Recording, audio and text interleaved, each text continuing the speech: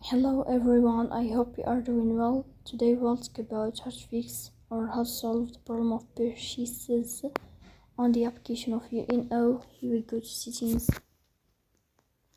In this page, we click on apps, default apps, app settings. Here in this page, you will search about the application of UNO and you will enter.